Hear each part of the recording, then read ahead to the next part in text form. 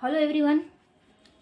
कल हम लोगों ने रसायन विज्ञान के अंतर्गत समस्थानिक यानी कि आइसोटोप्स, संभारिक, आइसोबार, सम इलेक्ट्रॉनिक, आइसो इलेक्ट्रॉनिक्स और आइसोटोन यानी कि सम न्यूट्रॉनिक, ये सारे टॉपिक कल हम लोगों ने देखा था और बोले थे कि क्वांटम नंबर सब देखें। क्वांटम नंबर देखने से पहले हम परमाणु संरचना समझ लेते हैं ताकि हमको क्वांटम नंबर समझने में ज़्यादा इजी जाएगा। पहले हम परमाणु संरचना समझ लेंगे, ठीक है। तो हम स्टार्ट करते हैं। एक बार वीडियो चल रहा है कि नहीं ये चेक कर लेते हैं। वीडियो चल रहा है। अब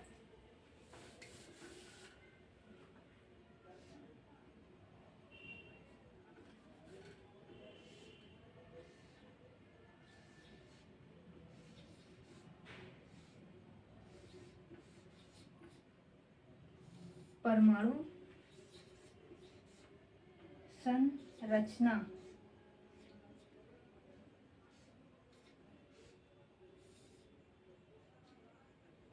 क्या है, परमाणु संरचना पढ़ेंगे, ठीक है। तो परमाणु संरचना में हम सबसे पहले देखते हैं कि परमाणु में एक होता है नाभिक, ठीक। ये है नाभिक और नाभिक के अंदर होता है न्यूट्रॉन जिसके ऊपर कोई भी चार्ज नहीं होता, और होता है प्रोटॉन, कोई भी चार्ज नहीं होता मतलब जीरो। और प्रोटॉन जो होता है इसके ऊपर क्या होता है, एक प्लस चार्ज होता है, ठीक। उसके बाद ये बहुत सारे कोषों में बटा होता है, ठीक। ये होता है परमाणु। तो परमाणु का परिभाषा क्या था कि ये किसी भी पदार्थ या द्रव का ऐसा सूक्ष्मतम कण होता है जो स्वतंत्र अवस्था में नहीं पाया जाता, लेकिन ये सभी रासायनिक अभिक्रियाओं में भाग लेता है। यानी कि रासायनिक रूप से इसका अस्तित्व है, किसका, परमाणु का। किसी भी पदार्थ या द्रव का ऐसा सूक्ष्मतम भाग है जो स्वतंत्र अवस्था में नहीं पाया जाता, लेकिन ये सभी रासायनिक अभिक्रियाओं में भाग लेता है, इसलिए इसका रासायनिक रूप से अस्तित्व है, किसका, परमाणु का।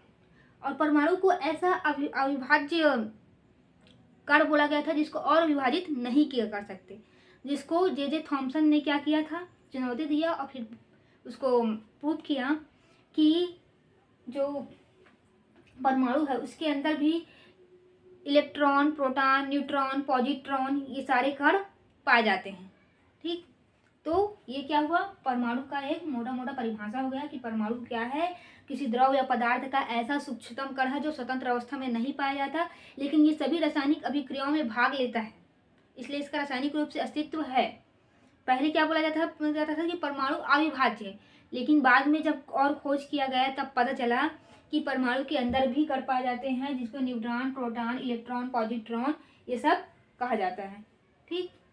तो इसके लिए बहुत सारे प्रयोग किए गए, और तो किन ने इनमें इन न्यूट्रॉन का खोज किसने किया, प्रोटॉन का खोज किसने किया, ये सब हम देखते हैं, ठीक।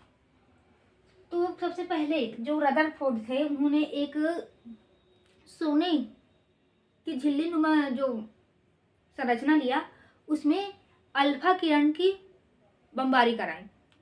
तो होना क्या था कि बहुत सारा जो अल्फा किरण था उसको टकरा के वापस लौटना था, लेकिन बहुत सारी जो अल्फा किरण थी वो उस जो सोने की झिल्ली थी उसको पार करके क्या हुआ, उसके पार निकल गई, उससे गुजर के चली गई, और बहुत कम मात्रा में क्या हुआ, जो अल्फा किरणें थे वो सोने के जो झिल्ली थी उसे टकरा के वापस आया। इससे यह पता चला कि जो परमाणु है वो उसका अधिकतर भाग क्या है, खोखला, और जहाँ पर नाभिक था वहीं से क्या हुआ, जो अल्फा किरण था वो टकरा के वापस आया। बाकी जो बगल का हिस्सा था वो क्या था, खोखला था, उससे अल्फा किरणें आर पार चली गई, ठीक।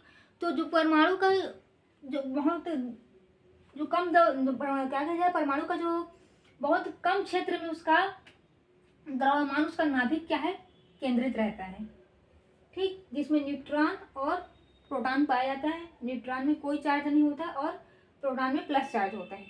तो परमाणु के नाभिक की खोज की थी रदरफोर्ड ने। नाभिक की खोज किसने की है,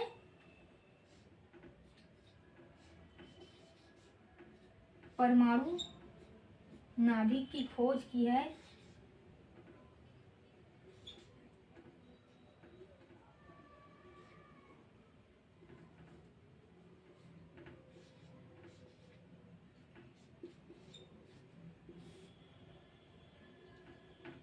रदरफोर्ड ने। परमाणु के नाभिक की खोज किसने की है? तो रदरफोर्ड ने की है। मैं रदरफोर्ड लिख डाली थी, ठीक है, ये था रदरफोर्ड।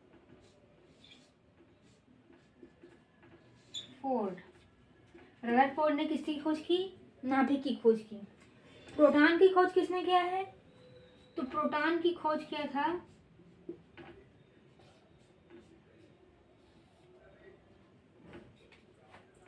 Gold Steve. थोड़ा बड़ा लिखती ताकि आप लोगों को दिखे अच्छे से।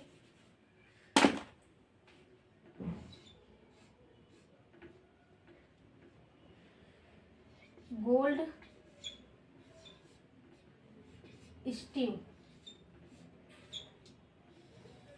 गोल्ड स्टीव ने प्रोटॉन की खोज की, लेकिन प्रोटॉन कण को तो गोल्ड स्टीव ने खोजा, लेकिन प्रोटॉन नामकरण किसने किया? तो प्रोटॉन नामकरण रदरफोर्ड ने ही इसको प्रोटॉन नाम दिया, इस कण को। तो प्रोटॉन की खोज गोल्ड स्टीव।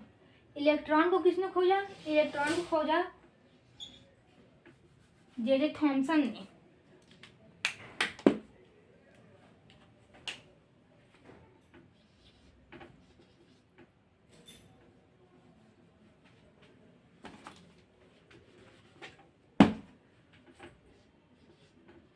इलेक्ट्रॉन किसने खोजा था? इलेक्ट्रॉन खोजा था जे थॉमसन। जे थॉमसन ने किसको खोजा? इलेक्ट्रॉन को खोजा। अब न्यूट्रॉन को किसने खोजा? तो न्यूट्रॉन को खोजा चैडविक ने।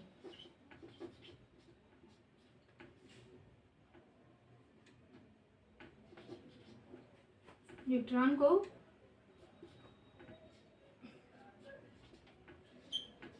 चैडविक ने खोजा।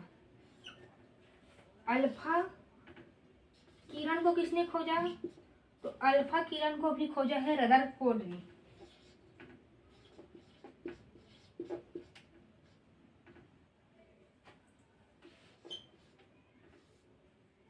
रदरफोर्ड ने अल्फा किरण को भी रदरफोर्ड ने खोजा, ठीक है। नाभिक को किसने खोजा? नाभिक को खोजा रदरफोर्ड ने। न्यूट्रॉन को किसने खोजा? न्यूट्रॉन को खोजा चैडविक ने। प्रोटॉन को किसने खोजा? प्रोटॉन को खोजा गोल्ड स्टीव ने। और इलेक्ट्रॉन को जे थॉमसन में अल्फा कण की खोज भी रदरफोर्ड ने किया, ठीक। ये नाम आपको याद रखना है, ठीक। और जे थॉमसन ने ही क्या तरबूजा मॉडल दिया था, जिसमें तरबूजा का जो लाल लाल होता है वो था धन आवेश, और जो उसका बीज होता है इसको इलेक्ट्रॉन कहा था। इसी को पुडिंग, केक, ये सब नाम दिया गया है। लेकिन इससे क्या किया गया? इस जो सिद्धांत इन्होंने दिया उसको नकार दिया गया, ठीक। तो जो रदरफोर्ड ने जो ये परमाणु संरचना बताया था, प्रोटॉन ये सब, तो जो रदरफोर्ड थे ना, वो इलेक्ट्रॉन के जो वृत्तीय मार्ग में जो गति करते हैं तो उसका वितरण को समझा नहीं पाए थे। तो उसके वितरण को समझाने के लिए आए बोर नील्स। तो उसी को, उसके सहयोगी थे और बरी, तो इसी को बोलते हैं बोर और बरी योजना, ठीक। जो क्या हुआ, इलेक्ट्रॉन जो इस नाभिक का गोल गोल चक्कर लगाते हैं तो ये अपनी ऊर्जा को कैसे नहीं खोते, अब लगातार कैसे घूमते रहते हैं, इसका परिभाषा को रदरफोर्ड नहीं समझा पाए। तो उसको किसने समझाया? बोर और बरी ने समझाया। तो बोर और बरी का कहना था कि इलेक्ट्रॉन एक निश्चित कक्षा में बिना अपने ऊर्जा का उत्सर्जन किए घूमते रहते हैं, और उन्हीं कक्षा को क्या कहते हैं? स्थायी कक्षा कहते हैं, ठीक। जो इलेक्ट्रॉन होते हैं वो बिना अपने ऊर्जा का उत्सर्जन किए एक निश्चित कक्षा में घूमते हैं, उसे ही स्थायी कक्षा कहते हैं, ऐसा बोर और बरी ने बताया। और साथ ही मतलब जो ये इसमें अधिकतम इलेक्ट्रॉनों की संख्या बताया, कोषों में अधिकतम इलेक्ट्रॉनों की कितनी संख्या होती है, इसके लिए उन्होंने एक सूत्र दिया 2n का स्क्वायर। ठीक, तो ये जो कोष है इसको हम KLMN इससे दर्शा सकते हैं या 1 2 3 4 से दर्शा सकते हैं। तो जो बोर और बरी थे उन्होंने क्या दिया था, ये जो ऊर्जा कोष है इसमें अधिकतम कितने इलेक्ट्रॉन आ सकते हैं उसको निकालने के लिए एक सूत्र दिया हुआ था 2n का स्क्वायर। ठीक, यदि हम यहाँ n इज इक्वल टू 1 रखेंगे तो ये हो जाएगा 2 इंटू 1 इज इक्वल टू क्या हो जाएगा 2, यानी कि जो k ऊर्जा स्तर है उसमें केवल 2 ही इलेक्ट्रॉन आएगा। ठीक, k इज इक्वल टू क्या हो जाएगा 2 इंटू 1 इज इक्वल टू 2। तो जो k वाला ऊर्जा स्तर है उसमें केवल 2 इलेक्ट्रॉन आएगा। ठीक है, फिर हम रखेंगे n इज इक्वल टू 2 रखेंगे तो ये हो जाएगा, यहाँ पर 2 रखेंगे तो 2 दूनी 4, 4 दूनी 8। ठीक, तो जो L ऊर्जा स्तर है उसमें केवल अधिकतम इलेक्ट्रॉन कितना आएगा 8 आएगा। ये अधिकतम इलेक्ट्रॉन जो कोष में अधिकतम इलेक्ट्रॉनों की संख्या को बताता है क्या 2n का square. m is equal to 2 into 3 रखेंगे तो ये हो जाएगा 9 और 9 टू जा 18 और n इज इक्वल टू फिर हम रखेंगे 4 तो ये हो जाएगा 16 टू जा हो जाएगा 32। मतलब n कोष में अधिकतम कितना इलेक्ट्रॉन आएगा, तो n कोष में अधिकतम 32 इलेक्ट्रॉन आ सकता है। k कोष में अधिकतम इलेक्ट्रॉन आएगा 2, l कोष में अधिकतम इलेक्ट्रॉन आएगा 8 और m कोष में अधिकतम इलेक्ट्रॉन आएगा 18 और n कोष में अधिकतम इलेक्ट्रॉन आएगा 32। ठीक, ये अधिकतम इलेक्ट्रॉनों की संख्या को बताने के लिए बोर एंड बरी ने क्या दिया 2n का स्क्वायर हमको सूत्र दिया था। ठीक, तो नाभिक की खोज, रदरफोर्ड, प्रोटॉन की खोज, गोल्ड स्टीव, लेकिन नामकरण किसने किया, रदरफोर्ड ने किया। इलेक्ट्रॉन की खोज जे थॉमसन, न्यूट्रॉन की खोज चैडविक ने किया, अल्फा किरण की खोज रदरफोर्ड ने किया। ठीक, और बोर एंड बरी ने क्या समझाया कि इलेक्ट्रॉन लगातार चक्कर कैसे करते रहते हैं, कि उनका एक निश्चित ऊर्जा स्तर होता है उसी में वो चक्कर लगा सकते हैं। अगर वो मान लो एक्स्ट्रा ऊर्जा लेके इस कक्षक में अपने ऊपर वाले कक्षक में चले गए तो उसमें वो स्थायी रूप से नहीं रह सकते। जब तक वो जो एक्स्ट्रा ऊर्जा ग्रहण किए हैं वो ऊर्जा उनके पास है तभी तक वो अपने ऊपर वाले ऊर्जा स्तर में रह सकते हैं। जैसे ही वो ऊर्जा उनसे हाथ से हुआ, क्षय हो गया, जो ऊर्जा उन्होंने बाहर से ग्रहण किया था वो वापस अपने ही कक्षक में आके घूमने लगेंगे और वही इसलिए वही उसका क्या होगा, स्थायी कक्षक होगा। ठीक, तो अब हम देखेंगे, अब बाउ का नियम देख लेते हैं। ठीक, आप स्क्रीनशॉट लेना चाहें तो ले लें। यहाँ पर आप हेडिंग डाल के लिखे ना बोर एंड बरी योजना या नील बोर सिद्धांत। ठीक, हम यहाँ पर चलो उसको मिटा के ही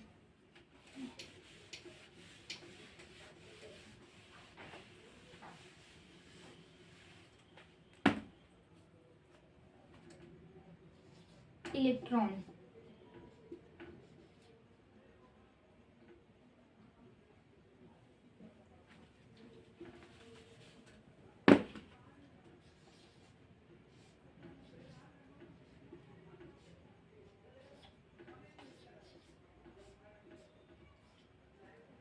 इलेक्ट्रॉन का भार कितना होता है, इलेक्ट्रॉन का भार होता है 1.9 into 10 to the power -31।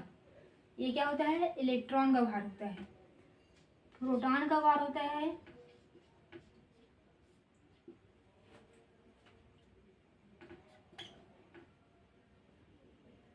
1.6725 into 10 to the power -27। ये प्रोटॉन का भार होता है। ठीक है, अब न्यूट्रॉन का निकालते हैं। तो न्यूट्रॉन का भार होता है 1.6748 इंटू 10⁻⁻27। तो सबसे भारी कौन है? न्यूट्रॉन ही। और सबसे हल्का कौन है? इलेक्ट्रॉन। प्रोटॉन और न्यूट्रॉन का भार जो है वो 1 MOU के बराबर होता है, ठीक। और जो इलेक्ट्रॉन का भार है वो लगभग हाइड्रोजन के बराबर होता है। तो अब इसको भी नोट कर लेना। ये भी चार्ज पूछ सकते हैं पेपर में कि इलेक्ट्रॉन पर, मतलब ये भी इलेक्ट्रॉन का द्रव्यमान कितना होता है, प्रोटॉन का द्रव्यमान, ये याद रहना चाहिए, ठीक है। तो अब हम देखेंगे पाउली अबाउ नियम, ठीक है।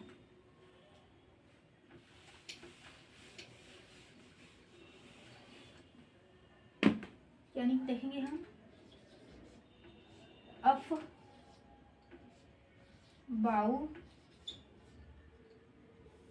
अबाउ का नियम, ठीक। अबाउ का नियम क्या कहता है?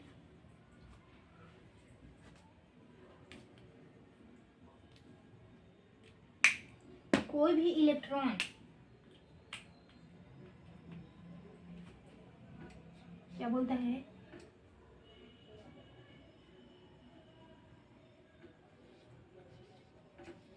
किसी भी,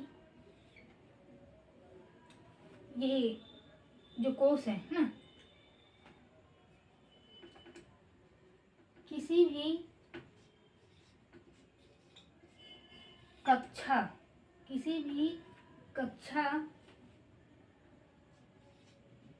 के उपकोश में, किसी भी कक्षा के उपकोश में इलेक्ट्रॉन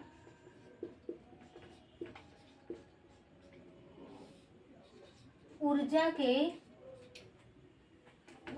स्तर के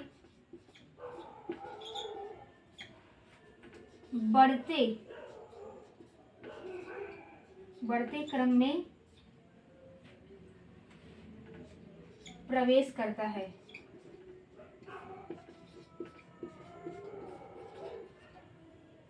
ये जो है ये क्या है? कक्षक है, ठीक है।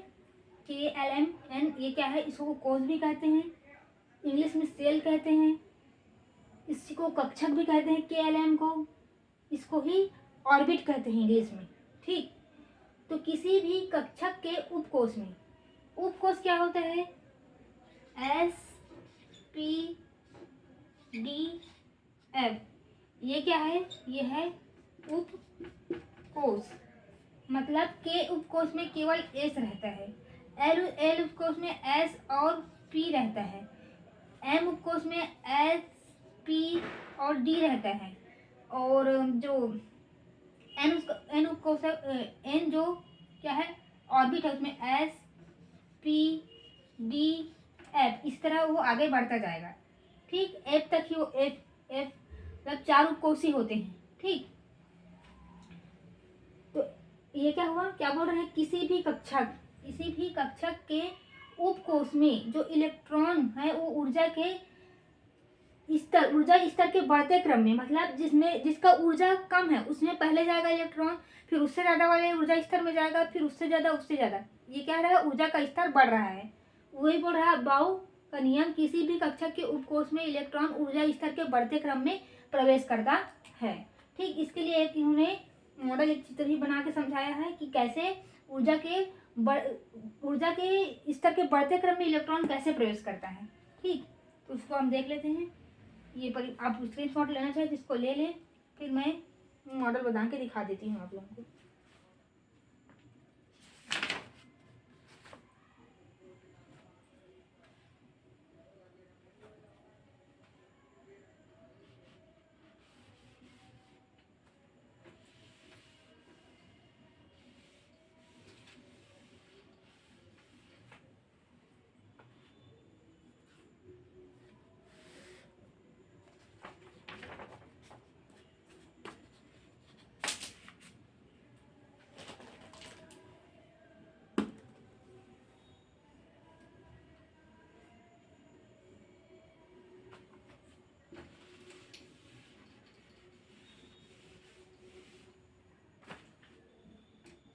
1s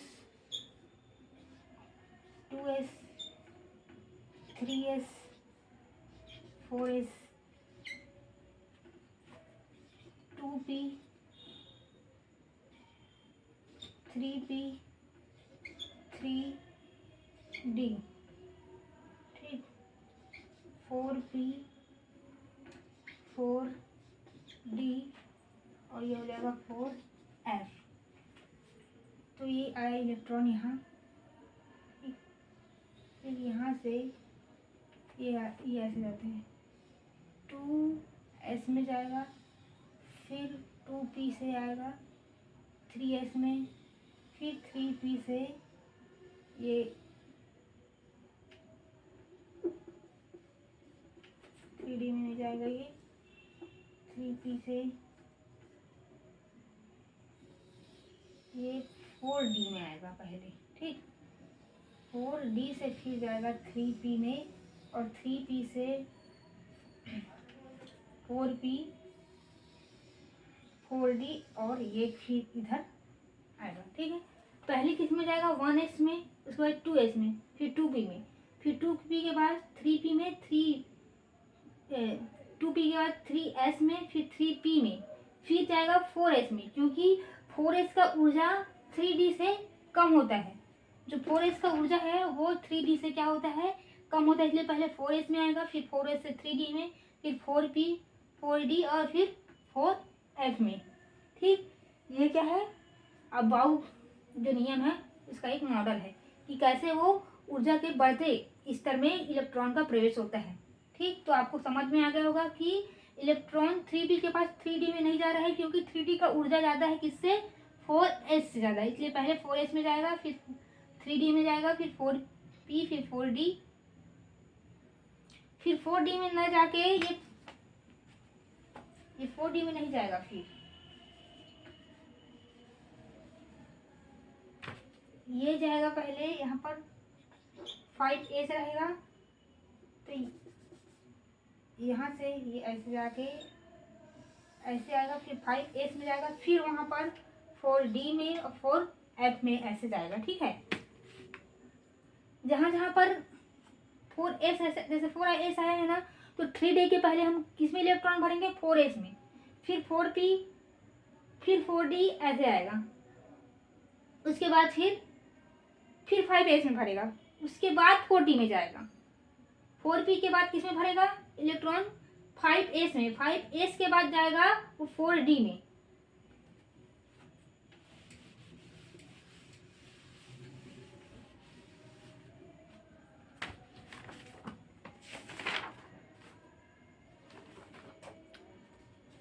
ये आप इसको देखिए, ये थोड़ा चित्र ठीक ठाक है, तो ये आप देखिए इस मतलब इसके जैसे रहेगा। अब बाउ नियम का जो मॉडल है ये इसके इस टाइप से रहेगा, ठीक है।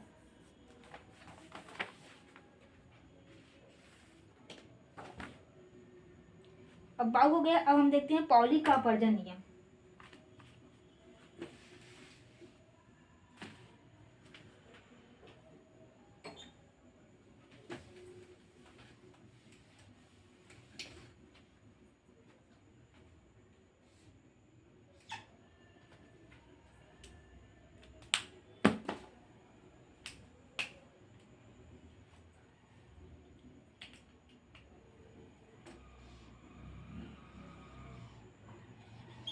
पाउली का अपवर्जन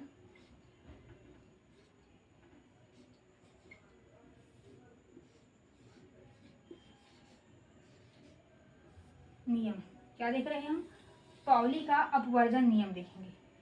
तो पाउली का अपवर्जन नियम क्या कहता है, किसी भी परमाणु के किन्हीं भी दो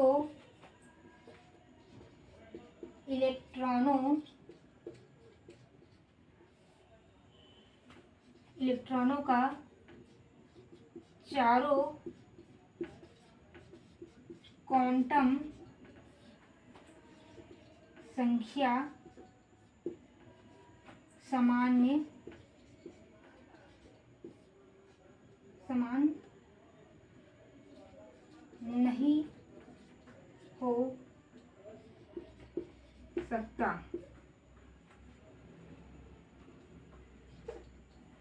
किसी भी परमाणु के किन्हीं दो इलेक्ट्रॉनों का जो 4 क्वांटम संख्या होता है वो समान नहीं हो सकता। मान लो 3 समान हो भी जाएगा तो चौथा अवश्य ही अलग होगा। ये क्या बोलता है? पाउली का अपवर्जन नियम कहते हैं।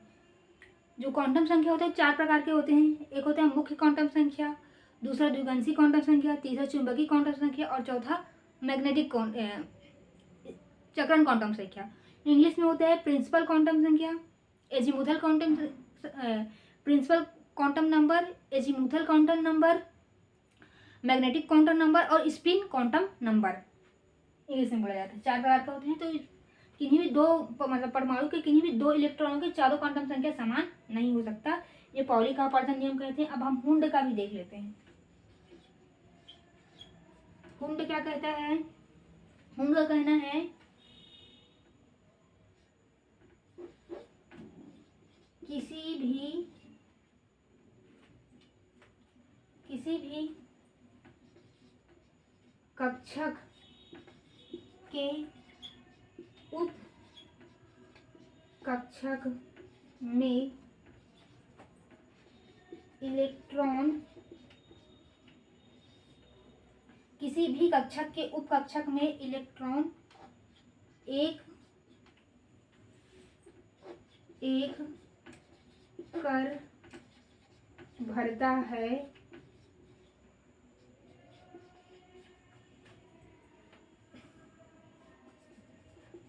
एक कर भरता है, उसके बाद जोड़ा बनाया जाता है। हुंड कहता है किसी भी कक्षक के उप कक्षक में इलेक्ट्रॉन एक एक कर भरता है, उसके बाद जोड़ा बनाया जाता है। मान लो एस क्या है? एक क्या है? उपकोष है। इस उपकोष के पास होता है एक कक्षा, ठीक। और एक कक्षा में अधिकतम कितने इलेक्ट्रॉन आ सकते हैं? 2 इलेक्ट्रॉन आ सकते हैं। एक कक्षा में अधिकतम 2 इलेक्ट्रॉन आएंगे।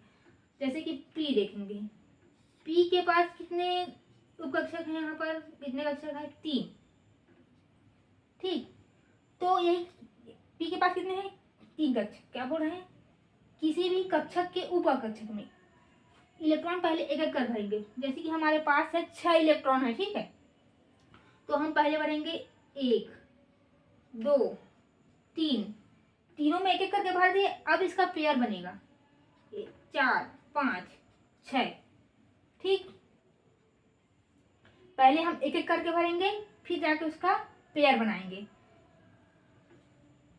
यही हुंड का नियम यही कह रहा है। किसी भी कक्षक के उपकक्षक में इलेक्ट्रॉनों एक एक करके भरते हैं, फिर बाद में उसका जोड़ा बनाया जाता है। मतलब अगर एक एक करके भरने के बाद हमारे पास इलेक्ट्रॉन बच जाता है तो क्या, तब उसका पेयर बनता है, ठीक। इसको हम उदाहरण से अच्छे से समझ सकेंगे। अभी आप ऐसे समझ लो, ठीक। तो अब आगे देखते हैं, ठीक है। स्क्रीनशॉट लेना चाहे तो आप ले सकते हैं परिभाषा का, फिर मैं मिटा देती हूँ।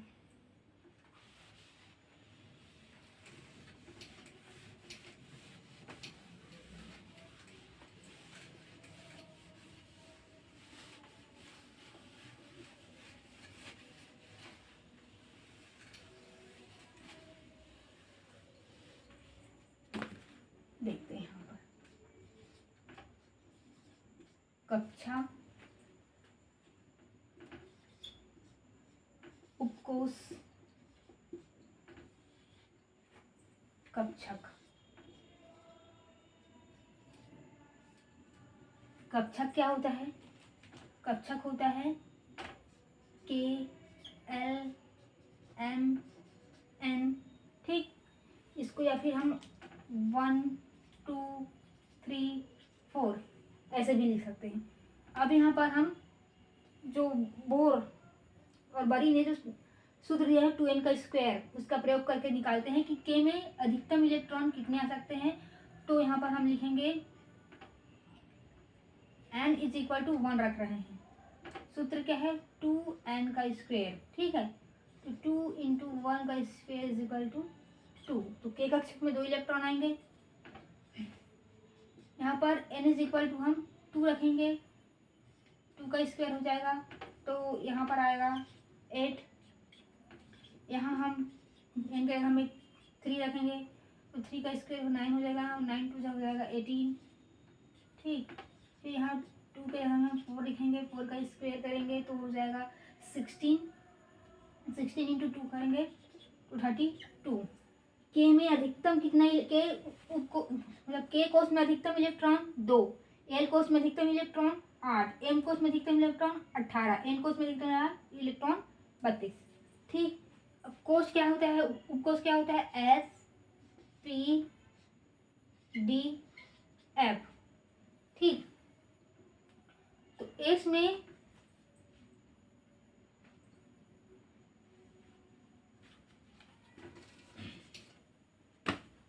कक्षक, ठीक है, एस में एक कक्षक, पी में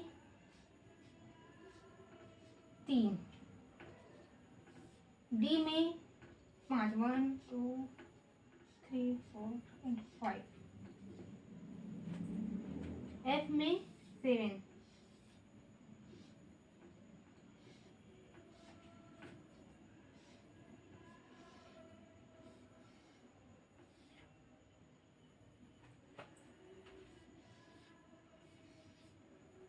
एफ में 7 होता है, ठीक है। एस में अधिकतम कितने इलेक्ट्रॉन आ सकते हैं, 1 मिनट, हाँ वीडियो ऑन है। एस में अधिकतम 2 इलेक्ट्रॉन, पी में अधिकतम 6 इलेक्ट्रॉन, डी में 10 और एफ में 14, ठीक। ये एस में 2 इलेक्ट्रॉन आएगा अधिकतम, पी में 6, डी में 16 और एफ में डी में 10, एफ में 14। यह हो गया। इसको आप अच्छे से देख लो क्योंकि क्वांटम नंबर इन्हीं के इर्द गिर्द घूमने वाला है, कक्षक, उपकोष और कक्षा, उपकोष और कक्षक, फिर इलेक्ट्रॉनों की संख्या, पूरा केमिस्ट्री इसी के इर्द गिर्द घूमता है, ठीक है। अब एजीमुथल जो क्वांटम संख्या होता है उसको हम एल से दर्शाते हैं। तो एस के लिए एल का मान होता है 0, ठीक। पी के लिए एल का मान होता है 1, टी लिखा जा रहा है पर। एल के लिए डी का मान होता है 2 और एल के लिए एफ का मान होता है 3, ठीक। माने कि एक उपकोष के लिए एस उपकोष के लिए जब एजीमुथल का नाम मतलब वो पूछेगा, क्या पूछेगा, मान पूछेगा तो 0। पी उपकोष के लिए एजीमुथल जो इक्विवेलेंसी क्वांटम संख्या बोलते हैं हिंदी में, पूछेगा तो पी के लिए क्या होगा 1, डी के लिए एल का मान क्या होगा 2, एफ के लिए क्या होगा 3। 0 से स्टार्ट होकर 3 में खत्म हो गया है, एस पी डी एफ, ऐसा याद रखना। और ये द्विघांसी क्वांटम संख्या के लिए एस का मान 0, पी का मान 1 और डी का मान 2, एफ का मान 3, ठीक। अब हम जाते हैं क्वांटम नंबर पर, ठीक। स्क्रीनशॉट लेना चाहे तो अब ले लें।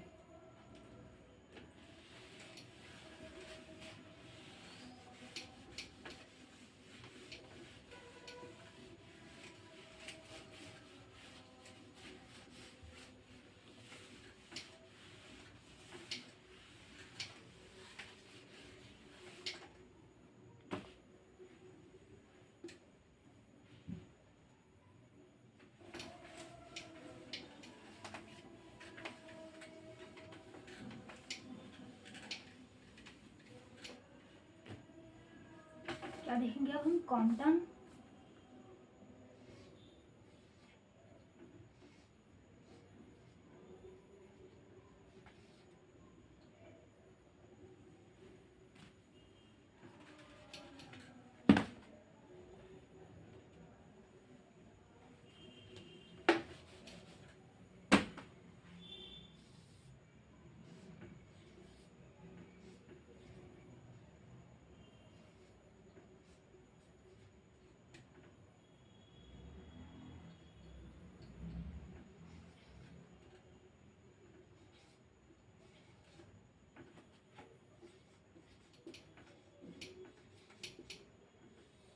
क्वांटम संख्या।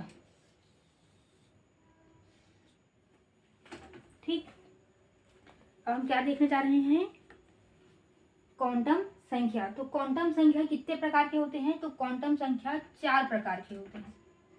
कितने प्रकार के होते हैं, 4। पहला होता है मुख्य क्वांटम संख्या। ये क्या करता है, ये ऊर्जा स्तर को बताता है। क्या करता है, ये मुख्य ऊर्जा स्तर को बताता है। मुख्य ऊर्जा स्तर, मुख्य ऊर्जा स्तर को बताता है। इसे n से प्रदर्शित करते हैं।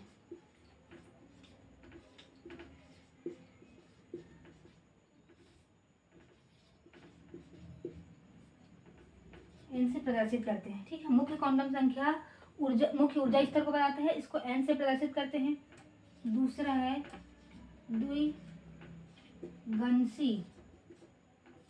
द्विगंशी क्वांटम संख्या। द्विगंशी क्वांटम संख्या यह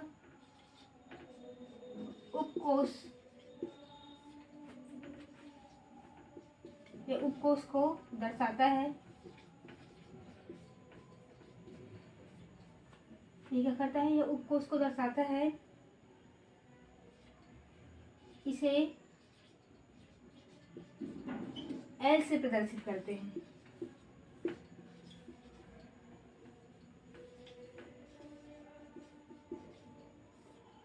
L से प्रदर्शित करते हैं।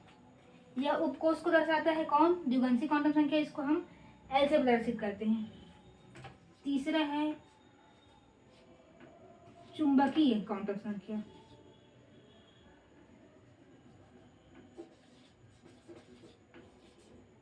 चुंबकीय क्वांटम संख्या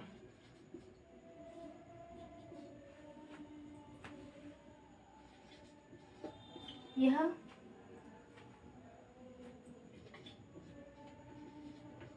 उपकक्षक को दर्शाता है। इसे स्मॉल n से प्रदर्शित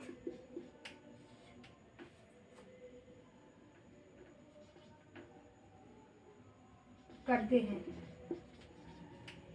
चुंबकीय क्वांटम संख्या यह उपकक्षकों को दर्शाता है, इसे हम स्मॉल n से प्रदर्शित करते हैं। और चक्रण क्वांटम संख्या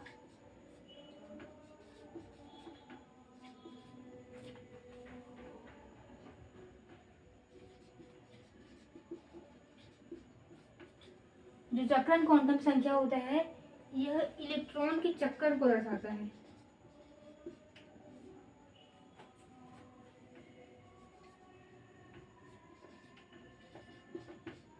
इलेक्ट्रॉन के चक्रण को दर्शाता है।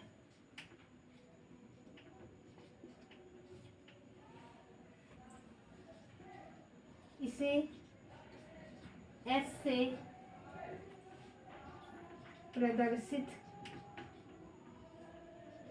करते हैं। ठीक, मुख्य क्वांटम संख्या, प्रिंसिपल क्वांटम नंबर, द्विगंशी क्वांटम संख्या, एजीमुथल क्वांटम नंबर, चुंबकीय क्वांटम संख्या, मैग्नेटिक क्वांटम नंबर और चक्रण क्वांटम संख्या, स्पिन क्वांटम नंबर। ये क्या करता है, ये मुख्य ऊर्जा कोष को दर्शाता है, इसे हम n से प्रदर्शित करते हैं। द्विगंशी क्वांटम संख्या जो होता है वो उपकोष को दर्शाता है, इसे हम n से प्रदर्शित करते हैं। चुंबकीय क्वांटम संख्या जो होता है वो उपकक्षकों को दर्शाता है, इसे हम m से प्रदर्शित करते हैं। और चक्रण क्वांटम संख्या जो होता है इलेक्ट्रॉनों के चक्रण को दर्शाता है, इसे हम S से प्रदर्शित करते हैं। ठीक, यह S से प्रदर्शित करते हैं। तो अब हम एक उदाहरण से इसको समझने की कोशिश करते हैं। आप परिभाषा का स्क्रीनशॉट ले लो। फिर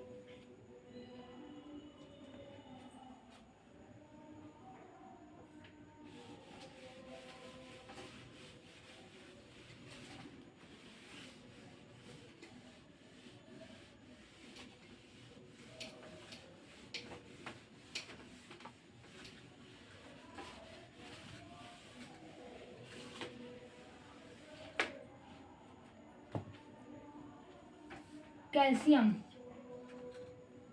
कैल्शियम के 13वें इलेक्ट्रॉन को क्वांटम संख्या याद करना है। कैल्शियम के 13वें इलेक्ट्रॉन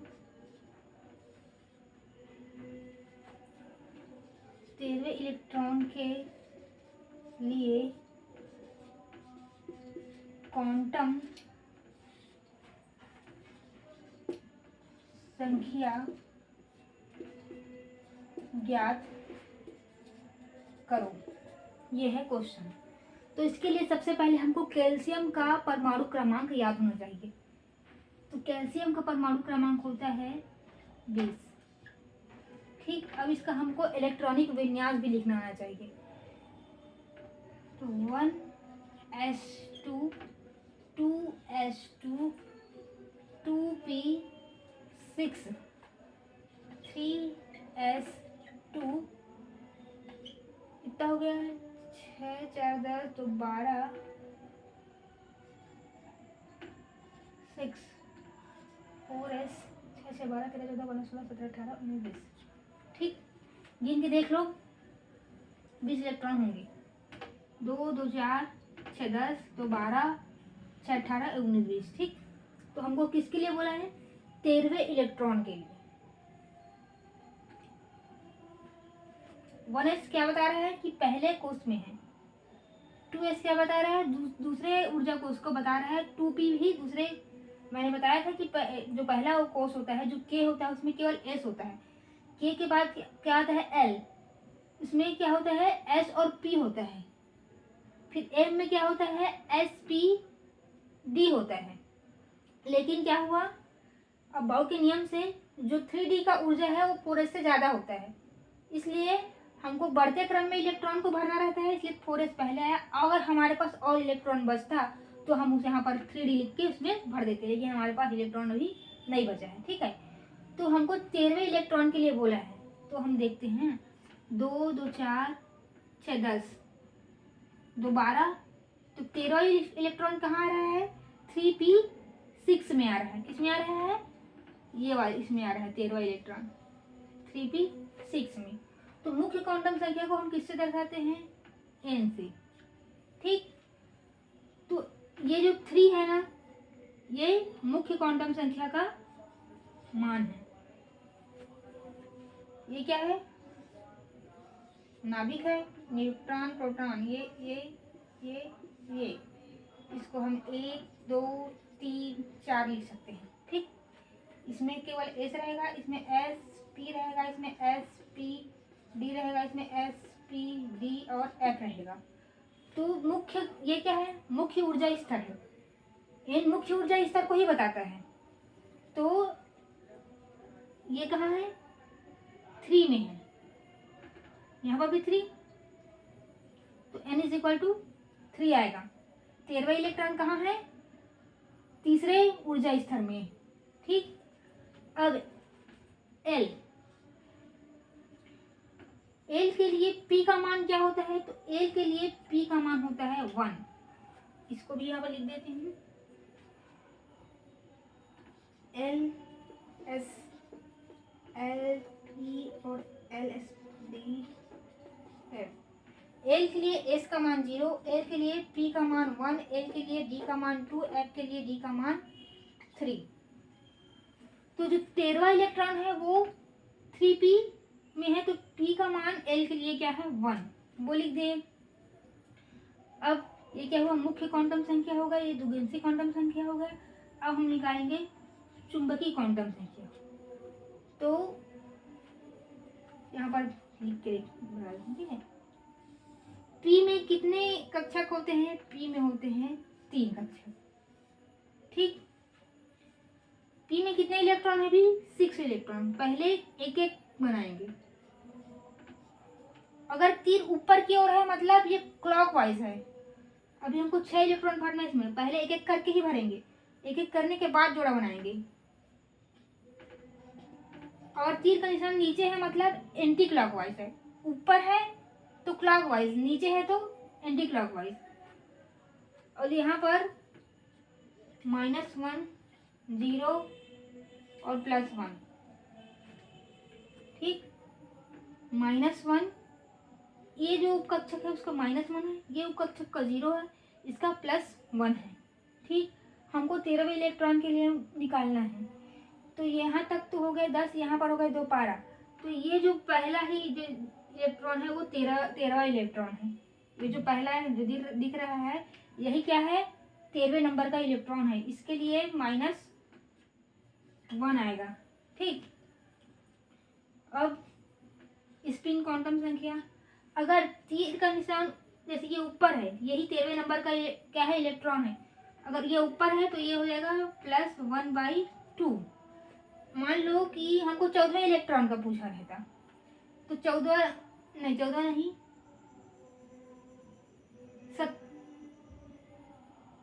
13, 14, 15, ठीक, ये 16वें इलेक्ट्रॉन के लिए जैसे हमको पूछता तो 16वां इलेक्ट्रॉन ये होता, क्योंकि पहले क्या कर रहे हैं हम लोग, एक एक करके प्रयास कर रहे हैं ना।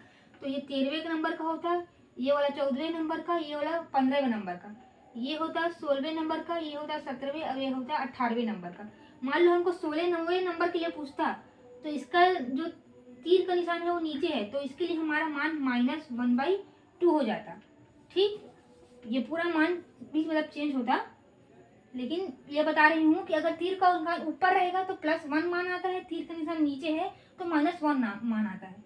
तो ये हो जाएगा कैल्शियम के 13वें इलेक्ट्रॉन के लिए चारों क्वांटम संख्या का मान।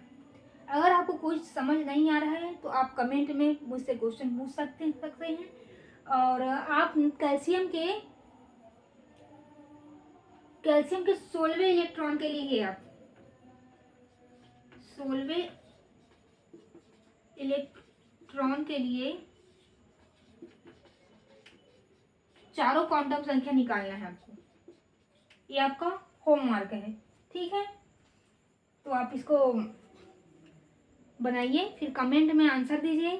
ठीक, और जो समझ में नहीं आता उसको आप पूछिए। तो अगर ये क्लास आपको अच्छा लगा होगा तो लाइक कीजिए, सब्सक्राइब कीजिए, शेयर कीजिए। Thank you.